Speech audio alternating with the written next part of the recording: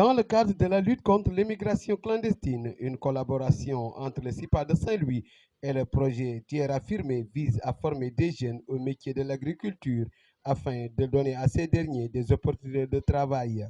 La formación de los jóvenes senegaleses, en este caso que estamos aquí en el ámbito de la agricultura. C'est de permettre qu'il y ait une meilleure formation pour les jeunes à travers l'agriculture.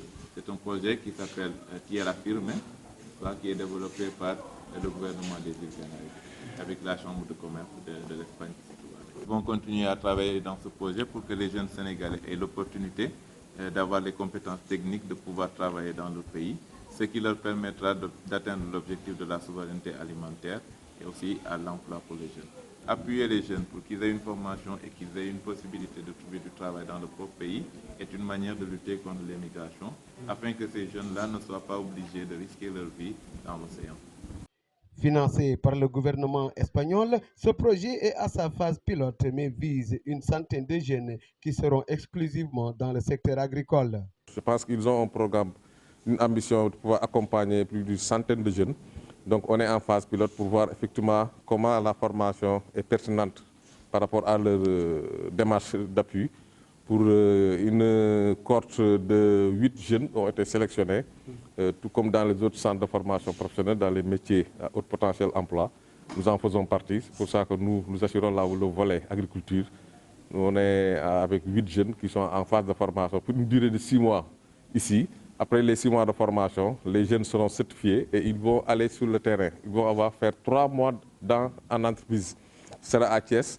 Il y a une entreprise espagnole qui évolue dans le domaine de l'agriculture qui est là-bas, qui les attend pour leur application dans cette entreprise pour une durée de 3 mois.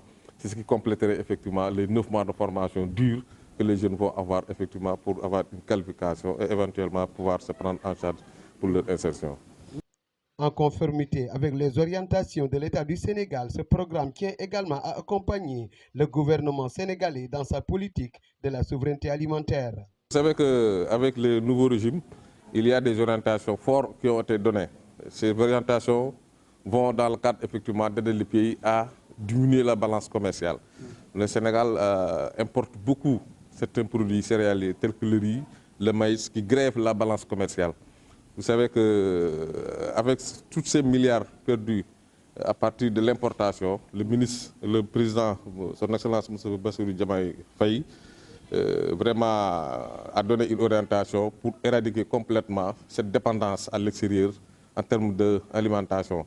C'est pourquoi le programme d'autosuffisance alimentaire, les écoles aussi ont un rôle à jouer là-dessus.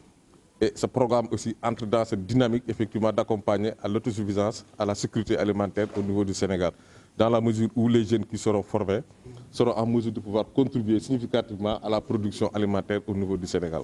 Les jeunes serviront de relais dans le cadre du partage de ces expériences acquises.